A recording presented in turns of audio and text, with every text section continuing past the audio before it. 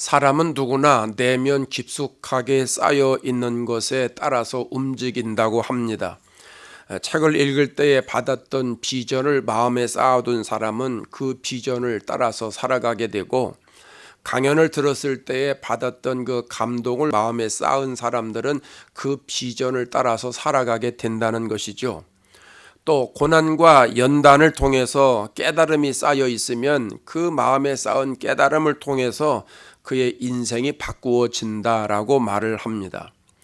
바울의 인생을 송두리째 바꾸어 놓은 것은 무엇일까요? 예수님입니다. 예수님을 만나고 바울의 인생이 완전히 달라졌습니다. 바울에게는 영혼 깊숙한 곳에 예수님을 만난 흔적이 있었다라고 하는 사실이죠. 신약성경 27권 가운데 13편을 사도 바울이 썼는데, 그 바울 서신의 곳곳을 보면 사도 바울 마음속 깊이 묻어 있는, 쌓여 있는 예수님을 볼 수 있다라고 하는 것이죠. 오늘 본문은 바울이 만난 예수님의 이야기를 하고 있는데, 사실 이 본문은 처음이 아닙니다. 사도행전 처음에 나와 있죠. 9장에 나와 있는데 그것을 다시 반복해서 설명을 하는데 이건 간증입니다. 또 여기서 끝이 아니죠. 사도행전 거의 끄트머리쯤 가면 26장에 가면 거기에서도 동일한 내용의 간증하는 것을 보게 됩니다.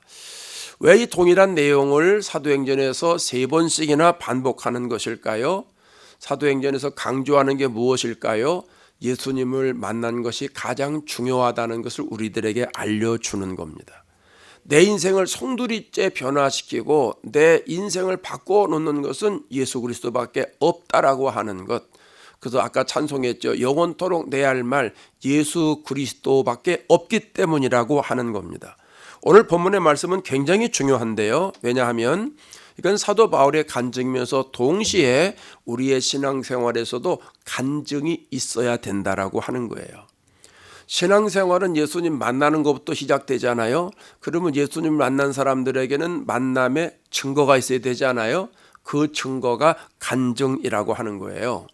예수님을 만난 경험이 없으면 그건 종교 생활하는 거예요. 그냥 교회를 다니는 것이지 예수님을 믿는 사람의 삶의 고백이 있는 건 아니다라고 하는 거예요. 여러분에게 누가 왜 교회 다니냐고 물어보신다면 어떻게 대답하시겠어요? 예, 나는 어려서부터 교회를 다녔기 때문에 다닙니다. 이렇게 말씀하시겠어요? 아니면 이민 생활에, 미국 생활에 사람 만나기 쉽지 않습니다. 사람 만나기 위해서 교회 다닙니다. 이렇게 말씀하시겠어요? 아니면 교회 다니니까 참 마음이 편하고 좋아요. 마음 편하고 좋아서 교회 다니고 있어요. 이렇게 이야기하시겠어요? 아니면 교회 다니는 게 너무 좋아요. 그냥 좋아요. 아니면 제가 직분이 있어요. 집사예요. 권사예요. 장로예요. 제가 이래봬도 목사예요. 그래서 교회 다니고 있어요. 그렇게 얘기하시렵니까? 우리는 교회 다니면서 왜 교회를 다니냐고 물어본다면 내가요 예수님을 만났기 때문에 교회를 다닙니다. 이 대답이 나와야 됩니다. 예수님을 만났기 때문에 내가 교회를 다닌다라고는 이런 간증이 내 안에서 있어야 된다라고 하는 거예요. 물론 오늘 본문에 나오는 사도 바울처럼 극적인 체험만 있어야 되는 건 아니죠. 이런 체험은 극소수 사람들에게만 하나님 주시는 은총이라고 생각을 합니다. 그러나 누구에게나 주님은 인격적으로 찾아오십니다. 어떤 사람은 극단적인 상황에서도 찾아오시고 어떤 사람은 죽을 고비 가운데도 찾아오시고 하지만 대부분의 많은 사람들 또 모든 사람들은 사건적인 체험이 없어도 인격적인 체험은 있어야 된다라고 하는 거예요. 예수님이 말씀으로 우리에게 찾아오셨다든지 또 어떤 집회에 갔는데 마음이 뜨거워서 내가 예수님 중심으로 살아야 되겠다는 이런 결단을 했다든지 또 늘 말씀을 들을 때마다 마음이 뜨겁고 교회 갈 때마다 늘 주님께 간다는 마음이 설레고 또 십자가의 은혜가 내 마음속에 계속 넘쳐서 내가 주님을 떠날 수 없고 주님이 내 삶의 주인이시라고 하는 고백이 있고 그래서 어떤 상황에서 나는 예수님을 붙잡고 살아갈 거야. 내가 죽으면 나는 영원한 천국에 간다라고는 확실한 인격적인 만남이 있어야 된다라고 하는 거예요. 그 고백이 내 입에서 술술술술 나올 때 그 사람이 진정으로 예수를 믿는 사람이고 그런 사람이 하나님의 자녀가 되는 것 아니겠습니까? 그래서 오늘 본문이 굉장히 중요하다는 거예요. 그러면 사도 바울은 어떤 간증을 하는지 우리가 알고 있는 사실이지만 다시 한번 깊이 보도록 하겠습니다. 자, 1절을 보면 간증하는 사람의 자세를 알 수가 있습니다. 자, 1절 볼까요? 부형들아, 내가 지금 여러분 앞에서 변명하는 말을 들으라. 사도 바울은 부형들아 이렇게 얘기를 합니다. 부형들아 라고 하는 말은 부모, 형제들아 이런 말이잖아요. 이전에 우리가 사도행전을 배웠잖아요. 이전에서 사도 바울은 뭐라고 많이 얘기를 했냐면 형제들아 그랬어요. 형제들아. 그러니까 형제 자매를 다 포함하는 말 아니겠어요? 근데 이번에는 부형들아. 아버지, 어머니요, 형제들이요 이런 말 아니겠습니까? 근데 이 구절이 평범한 구절 같지만 간증하는 사람들에겐 대단히 중요한 구절이라는 거예요. 왜 그러냐 하면 바울에게 있어서 예루살렘의 유대인들은 지금 어떤 사람들입니까? 지금 바울 앞에서 많은 사람들이 모여 있잖아요. 그럼 바울이 이야기할 때 그 앞에 모인 사람들은 어떤 사람들인가? 우리가 지난 시간에 공부했잖아요. 에베소에서 유대인들이 예루살렘에 왔잖아요. 오순절을 지키려고 예루살렘에 왔는데 와가지고 보니까 사도 바울이 있는 거예요. 바울이 있어요. 그래서 그때부터 거짓말을 퍼뜨리지 않습니까? 아, 이 사도 바울은 유대인을 비방했던 사람이다. 저 사람은 율법을 부인했던 사람이다. 저 사람은 성전을 비방했던 사람이다. 우리가 에베소에 살 때 저 사람을 낱낱이 다 봤다. 이렇게 하면서 거짓 선동을 하잖아요. 사실 사도 바울은 여기에 해당되는 게 하나도 없어요. 새빨간 거짓말이잖아요. 그런데 예루살렘 사람들은 그 말을 듣고 그대로 받아들입니다. 그래서 거짓말을 듣고 확인해 보지도 않고 정당한 절차를 거치지도 않고 거짓 모함을 듣고선 막 분노하지 않습니까? 그래서 예루살렘의 유대인들이 성전으로 뛰어들어가서 사도 바울을 붙잡았습니다. 성난 군중에 붙잡힌 사도 바울이 질질 끌려서 성전 밖으로 나가고 있잖아요. 근데 이 소식을 로마의 천부장이 듣잖아요. 그러고선 급히 출동을 하죠. 군대를 이끌고 출동을 합니다. 와 보니까 유대인들이 사도 바울을 지금 죽이려고 하는 그 찬스입니다. 그 순간에 도착한 거예요. 그러면서 그것을 다 못하게 막지요. 그래서 사도 바울을 천부장이 이 쇠사슬에 매어가지고 영내로 데려갑니다. 바울이 구사일생으로 살아난 것이죠. 그 후에 몇 마디 말을 오고 가는데 그 이후에 천부장이 이 사도 바울에게 말할 수 있는 기회를 주는 거예요. 그것이 오늘 본문의 말씀이거든요. 지금 바울 앞에 모인 수많은 유대 사람들은 방금 전까지만 해도 바울을 죽이려고 했던 사람들입니다. 그러니까 바울하고 원수지간 같은 그런 관계에 있는 사람들입니다. 그런 사람들 앞에서 바울이 뭐라고 그러는 거예요? 부형들아 그러는 거예요. 나를 죽이려고 했던 그런 사람들 앞에서 아버지, 어머니들이요, 형제들이요 이렇게 얘기를 하고 있는 거예요. 바울은요 자기를 죽이려고 했던 사람들을 미워한 적이 없어요. 어떻게 해서든지 그들에게 복음을 전해서 그들이 예수를 믿게 하는 게 목적이었다는 거예요. 자기를 핍박했던 유대인들 어떻게 생각해보면 그러지 않겠습니까? 아이고 저것들 지옥에나 다 가라 그냥. 그러지 않으시겠습니까? 아니 여러분을 죽이려고 했던 사람에게 전도하고 싶은 마음이 쉽게 들겠습니까? 뿌린 대로 걷는 거야. 너 예수 믿는 사람을 그렇게 죽이려고 그래. 너 아직 몰라서 그렇지. 넌 지옥 가기 딱 맞다. 아주 그냥 지옥 가라 지옥 가라. 이러지 않겠습니까? 근데 사도 바울은 그런 사람들을 뭐라고 얘기하는 거예요? 가족처럼 대하는 거예요. 그래서 부모님들이요. 여러분이 나를 그렇게 했지만 몰라서 그런 거다. 부모님들이요. 형제들이요. 내가 만난 그 예수님, 나를 죄에서 구원해 주신 그 예수님을 그들에게 전해서 그들이 예수님을 믿고 그들도 인생이 바뀌어지기를 원하는 사도 바울의 애틋하고 이 간절한 마음이 부형들아 여기에다 포함되어 있다라고 하는 거예요. 내가 예수를 만났는데 그 예수를 만나서 내가 지금 인생에 이렇게 달라졌는데 여러분이 나를 죽이려고 하는 건 몰라서 그런 거다. 내가 만난 예수를 내가 전할 텐데 여러분도 그 예수를 믿고 예수님 때문에 인생이 달라지기를 원한다. 이런 간절한 마음을 가지고 간증을 하는 거예요. 그래서 처음에 첫 마디가 부형들아 그러는 거예요. 여러분, 간증하는 사람들은 늘 이 마음을 가져야 돼요. 간증을 듣는 사람들이 과거에 나에게 어떻게 했든 아니면 그 사람들이 과거에 어떻게 살았든 그건 지금 두 번째입니다. 중요한 것은 내가 만난 예수, 내가 만났던 예수 그리스도를 그들에게 전해서 그들도 구원시켜야 되겠다고는 이 간절한 예수님의 마음, 이 마음 가지고 간증을 해야 된다는 거예요. 간증을 잘못하다 보면요, 예수님이 드러나요? 내가 드러나요? 내가 드러나요. 예수님이 나에게 역사하신 걸 얘기를 해야 되는데 예수님이 나에게 역사하신 것도 얘기하지요, 물론. 근데 그거 얘기하지만 내가 다 했다는 거예요. 내가 어디도 양로원에도 돈 보내고 고아원에도 돈 보내고 내가 어디도 어떤 일하고 해외 선교 어떻게 하고 교회를 어떻게 하고 전부 내가 했다는 거예요. 내가. 그건 간증이 아니에요. 자기를 드러내는 거지. 하나님을 이용하는 사람들이에요. 절대 간증이 될 수 없는 거예요. 그런 사람들은요, 그렇게 얘기를 하면서 자기를 드높이는 거예요. 나 이런 사람이야, 몰랐어? 나 돈도 이렇게 바로 쓰는 사람이야, 몰랐어? 당신 같으면 10만 불, 100만 불 쓸 것 같아? 나니까 쓰는 거야. 이런 마음을 가지고 얘기를 하는 거예요. 여러분, 이런 거는 간증이 아닙니다. 내가 지금 어떤 상황이든 뭐 얼마나 많이 했든 그거 중요한 게 아니에요. 얼마나 선교를 많이 갔느냐, 얼마나 선교일 많이 내, 그 별로 중요한 거 아니에요. 이 속된 말로 있으니까 냈겠지. 그렇잖아요? 없으면 낼 수도 없어요. 그게 중요한 게 아니에요. 그건 물량주의예요. 번영주의예요. 번영신학이에요. 중요한 건 뭐냐 하면 내가 예수를 만난 거. 나는 어떻게 예수를 만났다.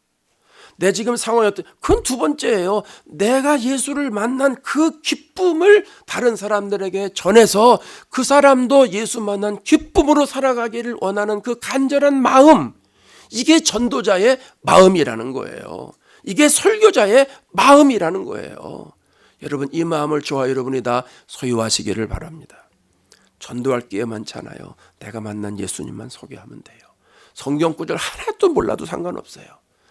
성경 구절 외우지 못해도 상관없어요. 성경이 66권인지 몰라도 상관없어요. 내가 만난 예수님만 전하면 돼요. 내 안에 있는 예수님의 생명만 전하면 돼요.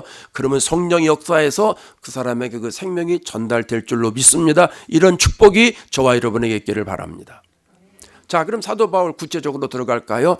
예수님 믿기 전에는 어떠했을까? 예수님 믿기 전에 어땠을까요? 3절 4절을 볼까요? 나는 유대인으로 길리기아 다소에서 났고 이 성에서 자라 가말리엘의 문화에서 우리 조상들의 율법의 엄한 교훈을 받았고 오늘 너희 모든 사람처럼 하나님께 대하여 열심히 있는 자라. 내가 이 돌을 박해하여 사람을 죽이기까지 하고 남녀를 결박하여 옥에 넘겼노니.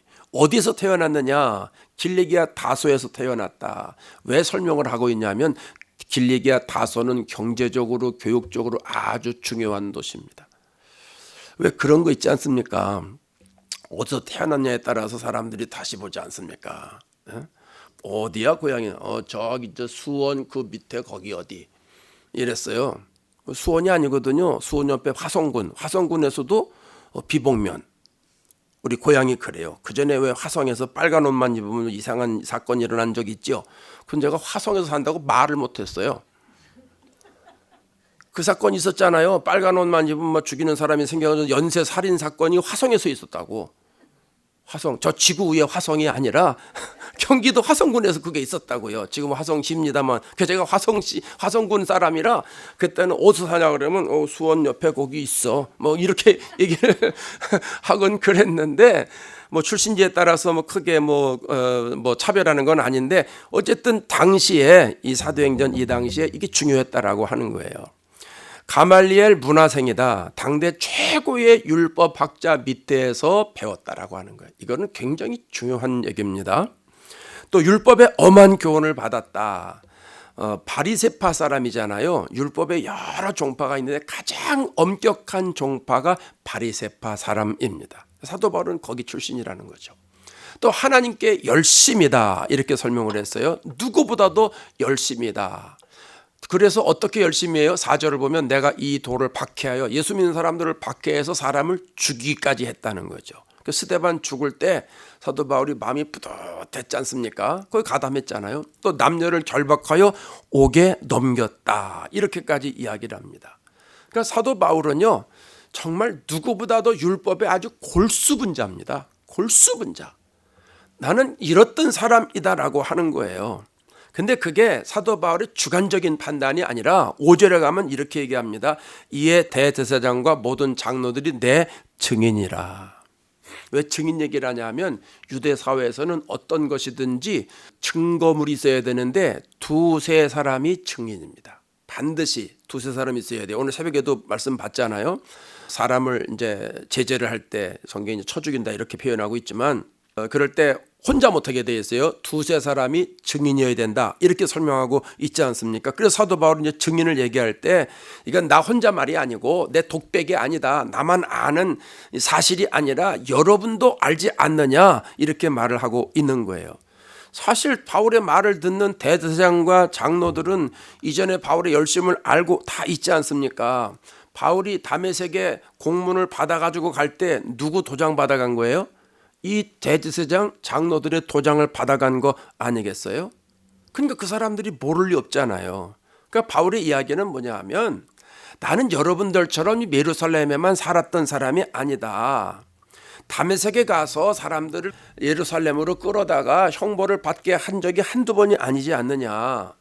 그리고 나에게 체포영장을 써줘가지고 가서 붙잡아 오라고 공문 써준 사람이 여러분 아니냐. 지금 이렇게 이야기를 하고 있는 거예요.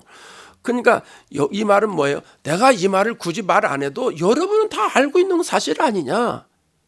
이게 정확한 근거 있는 얘기 아니냐. 지금 이렇게 이야기를 하고 있는 거예요. 그러니까 여러분 사도 바울이 예수님 만나기 전에 정말 우리식으로 말하면 꼴통처럼 하는 거예요. 꼴통처럼. 이게 무슨 예수 믿는 거야. 이게 예수 핍박하던 사람이죠.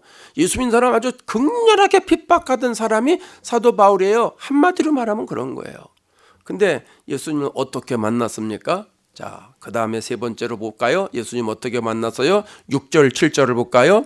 가는 중 다메섹으로 가는 걸 말합니다. 그들에게서 다메섹 형제들에게 가는 공문을 받아 가지고 거기 있는 자들도 결박하여 예루살렘으로 끌어다가 형벌을 받게 하려고 가더니 가는 중 다메섹에 가까이 갔을 때 오정쯤 되어 호련히 하늘로부터 큰 빛이 나를 둘러 비쳤다 이렇게 표현합니다. 자, 공문을 받아가지고 가는데 그 시간을 얘기를 합니다. 그게 오정쯤이다 이렇게 설명합니다. 오정, 태양이 가장 빛나는 시간이라는 거죠.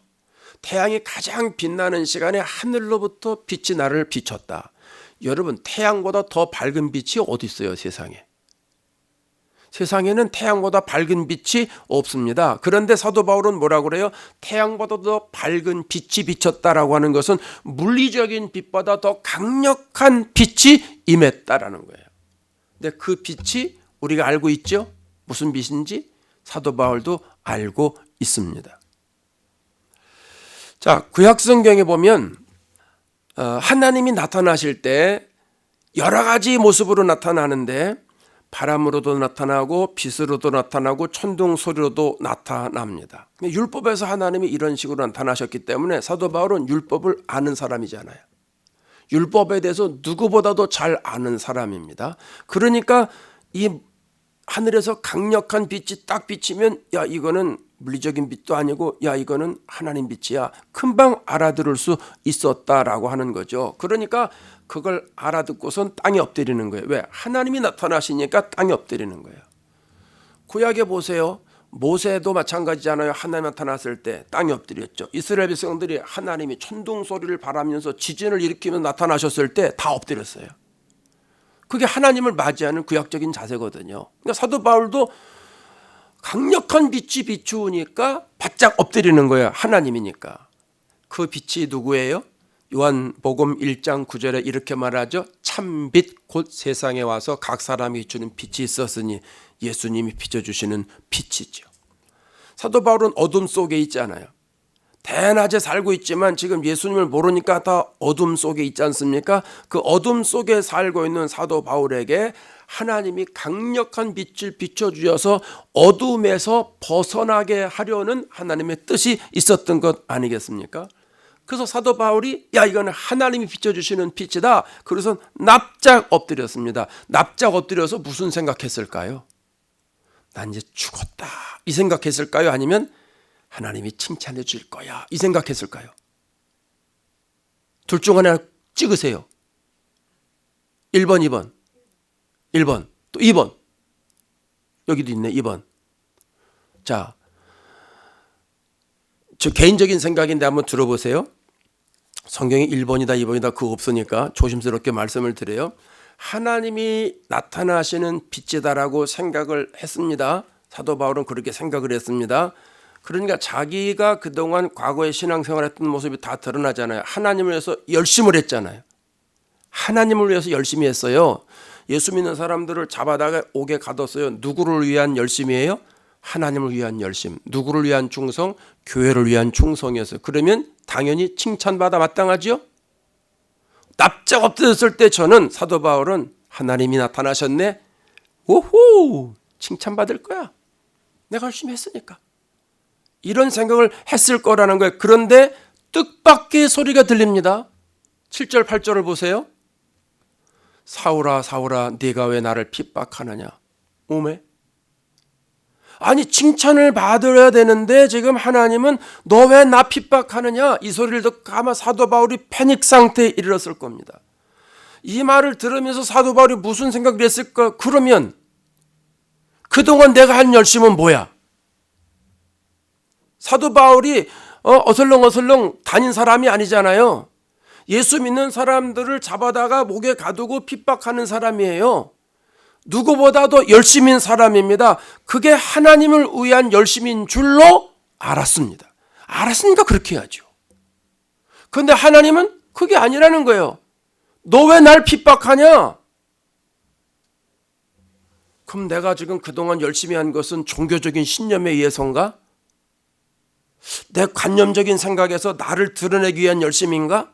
이런 생각을 하지 않았겠느냐 하는 겁니다. 여러분 우리가 주의 일을 열심히 할 때 한번 점검해 볼 수 있어야 돼요. 교회는 어떤 사람들에 의해서 문제가 생기냐면 열심히 하는 사람들에 의해서 문제가 생겨요. 그래서 열심히 하는 사람들 첫째가 목사고 둘째가 장로님이고 셋째가 권사님이에요. 넷째가 물론 집사님이고 물론 어느 교회는 집사님이 나서는 경우도 있고 어느 교회는 권사님이 나서는 경우도 있는데 어쨌든 보편적으로는 저는 그렇게 생각해요. 교회에서 제일 열심히 하는 사람이 목사지 뭐 목사보다 더 열심히 하는 사람이 어디 있어요. 자나깨나 교회 생각했는데 꿈에서도 교회 꿈꾸는데 밥 먹다가도 설교 생각이 나면요 방에 가서 이거 쓰고 와야 돼요. 저도 그런 거 많아요. 여러분은 그런 적은 없으시잖아. 그러니까 죽고 나서나 목사가 제일 열심히 합니다. 그만큼 목사가 제일 조심해야 됩니다. 그렇죠? 네, 저는 그렇게 생각해요. 여러분은 딸이 생각해야 돼. 저는 목사님과 그렇게 생각하는 거지. 여러분은 우리 교회는 목사님만 잘하면 문제 없어. 목사님만 정신 차리면 돼. 이러시면 안 되는 거예요. 큰일 나는 거예요. 이제 여러분은 나만 정신 차리면 돼. 이렇게 얘기를 하셔야 되는 거예요. 무슨 얘기인지 아시죠? 벽을 두드리면 소리가 나야 되잖아요. 그러니까 빨리빨리 알아두시라 그 말입니다. 근데 어쨌든 교회를 열심히 하는 사람들이 한번 생각해 봐야 돼요. 이게 정말 주님을 향한 열심인지 나의 의를 드러내기 위한 열심인지 아니면 내가 좋아서 하는 열심인지 주님께서 시키셔서 하는 열심인지 이걸 알아야 되는 거예요. 그걸 목사님들이 알아야 되고 장로님들이 알아야 되고 권사님들이 집사님들이 알아야지 무슨 일을 해도 문제가 안 생겨요. 무슨 일을 해도 불평이 없어. 무슨 일을 해도 은혜가 넘쳐요. 근데 그렇게 안 되면 일을 했는데 사람들이 몰라주든지 일을 죽으라고 했는데 사람들이 뒤에서 손수건 한다든지 그러면 막 올라와요. 속에서 올라와가지고 내가 뭐 이거 할 거 없어서 이거 하는 줄 알아? 지들이나 하라고 그러지 지들은 하지도 않으면서 말만 많으면 막 베레벨 얘기가 다 나옵니다. 이게 뭐예요? 내 의로 했다는 거예요. 내 신념으로 했다는 거예요. 이걸 조심해야 된다는 거예요. 그러니까 우리 교회는 저와 여러분만 조심하면 전혀 문제 없어요. 할렐루야입니다. 진짜예요. 우리 교회는 저하고 여러분만 조심하면 우리 교회는 예수님 오실 때까지 전혀 문제가 없습니다. 또 그런 교회가 되어야 할 줄로 믿습니다. 바울은요, 자기가 생각하는 것하고는 다른 말씀을 하나님이 하시니까 우리 식으로 이게 뭐지? 이게 뭐지? 했을 거라는 거예요. 그러니까 사도 바울이 뭐라 그래요? 주님, 누구십니까? 자기는 하나님으로 알았는데 자기가 알고 있는 하나님이 아닌 거예요. 주님, 누구세요? 도대체 누구시길래 나한테 그런 얘기를 하시는 거예요? 저 그렇게 안 살았어요. 저 충성스럽게 헌신했어요. 주를 위해서 충성한 사람이에요. 근데 왜 나를 핍박한다고 얘기를 하세요? 도대체 당신은 누구예요? 이렇게 물어본 거예요. 그랬더니 주님 뭐라고 그래요? 나는 네가 핍박하는 나사렛 예수야. 더 큰일 난 거죠. 이 말이 뭐예요? 주님 누구세요? 하는 말은 하나님을 잘 몰랐다는 거예요. 하나님을 그냥 자기의 율법적인 하나님으로 알았다는 거예요. 하나님의 그 속뜻을, 하나님의 심정을 몰랐다는 거예요. 그러니까 누구세요 도대체? 이렇게 물어보는 거예요.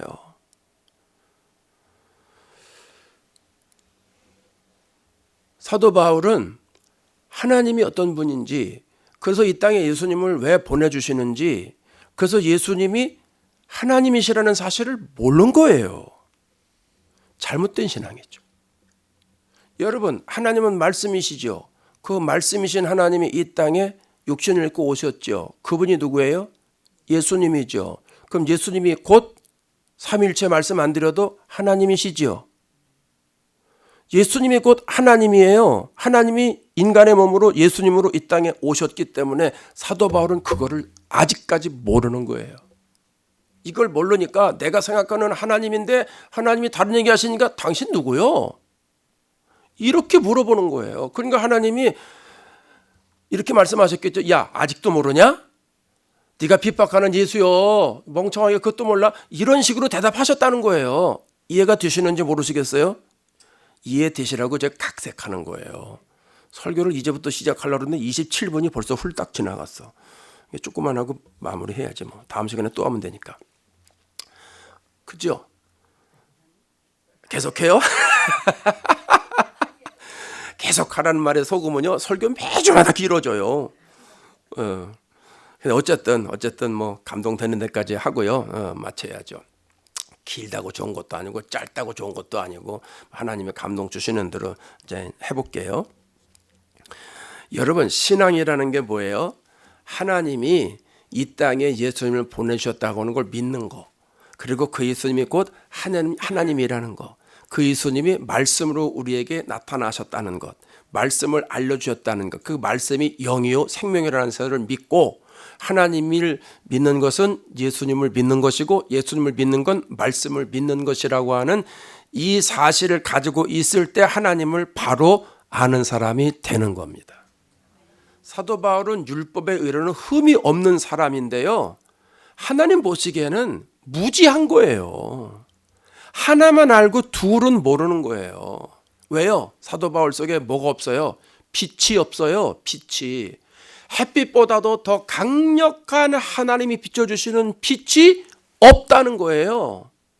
그 빛이 없으면요 그의 삶이 갈팡질팡하는 거예요. 하나만 알고 그게 단 줄 알고 나아간다라고 하는 거예요. 그러니까 그의 마음속에 생명의 빛이신 예수님이 없기 때문에 그런 일들이 일어난다는 거예요. 여러분, 우리도 마찬가지 아닙니까? 우리도 어떨 때는 삶이 갈팡질팡할 때가 있지 않습니까? 그 왜 그렇습니까? 나에게 빛이 없어서 그래요. 빛이 없어서. 그럼 전부터 빛이 없었냐? 그건 아니에요. 예수를 이 정도 믿었으면 빛이 있죠. 그런데 그 빛이 나에게 깜빡한다는 거예요. 왜냐하면 깜빡하고 또 한참 또 잊어먹어. 그리고 한참 있다가 정신 차리면 또 깜빡. 한참 정신 잊어먹어. 그러다가 어이구 벌써 주일이네? 교회 가야지. 그것도 깜빡하고 이런단 말이에요. 그러다가 기도를 안 했네. 기도해야지. 또 깜빡하고 한참 잊어먹다가 맞아 요새 바이블 타며 성경 안 읽었어? 깜빡하고 그런단 말입니다. 우리가. 그래서 깜빡 이렇게 된다는 거예요. 빛이 계속 쫙 비춰져야 되는데 그러지 못하다는 거예요. 그걸 뭐라 그래요? 무지하다는 거예요. 내가 왜 그래요? 주님을 계속 모시고 나와 인격적인 관계로 계속 발전시켜서 언제든지 주님이 내 안에서 작동하시도록 역사하시도록 내가 내 삶을 내어드려야 되는데, 주님이 오실 때만 딱 그때만 생각하고 그때부터는 잠깐 계셔, 내가 알아서 할 테니까, 내 아쉬우면 또 올게요, 이런 마음 가지고 살아간다는 거예요. 그러니까 성령을 내가 인격적으로 모시지 않는다는 이야기입니다. 그래서 어둠에 살아가는 거예요. 그러니까 어둠으로 살아가면 계속 끝에 가면 어떻게 됩니까? 어둠의 끝은 뭐예요? 사망이지 뭐예요. 중간에 절망하고 날망하고 그러다가 낭망하고 그러다가 사망하는 거거든요. 앞이 보이지 않는 길을 가니까 그러는 거죠. 그걸 우리는 뭐라고 그래요? 망한다 그러잖아요. 망한다고. 그러나 여러분, 예수님께서 내 마음속에 생명의 빛으로 들어오시면 그 빛을 내가 계속 강구하고 그 빛과 함께 살아가게 되면, 주와 같이 동행하게 되면 망하는 법은 없습니다. 왜? 큰 빛이신 주님, 생명의 빛이신 주님이 우리 심령 속에 들어와서 우리와 함께 하시기 때문에 주와 같이 길 가는 것 즐거운 일 아닌가 찬양 있지 않습니까? 그 찬양을 계속 부르고 가는데 주님이 나에게 계속 비춰주시는데 내가 어둠 속에 갈 리가 없지 않습니까? 예수님을 만나는 이런 축복이 있기를 바랍니다. 우리들에게는 예수님 만난 이 간증이 있어야 됩니다. 오늘 설교는 여기까지만 하겠습니다. 여러분, 예수 믿는 것은요, 예수님을 만난 간증이 있다는 걸 말합니다. 예수님을 만나기 이전에는 내가 어떻게 살았는데, 예수님을 내가 어떻게 만났고, 예수님 만난 다음에 내가 이렇게 변화되었다고, 이게 간증의 3요소입니다. 예수님 만나기 전 예수님을 어떻게 만났고, 예수님 만난 과정입니다. 예수님 만난 이후에 저와 여러분에게 이런 간증이 있기를 바라고요. 많은 사람들에게 예수님을 만난 그 기쁨과 감격을 증거할 수 있게 되기를 바랍니다. 그게 증인입니다. 그게 전도입니다. 하나님 그걸 우리에게 원하시는데, 사도 바울을 통해서 우리가 간증 있는 믿음, 예수님 만난 간증을 다시 한번 생각해 봤습니다. 오늘 시간에 기도할 때, 하나님, 내가 이전에 예수님을 만났습니다. 앞으로도 계속 말씀으로, 사건으로 우리의 삶의 현장에서 예수님을 만나게 해 주옵소서. 예수님을 만난 간증으로 많은 영혼들을 살리는 은혜가 있게 해달라고 이 시간 통성으로 간절히 기도하겠습니다.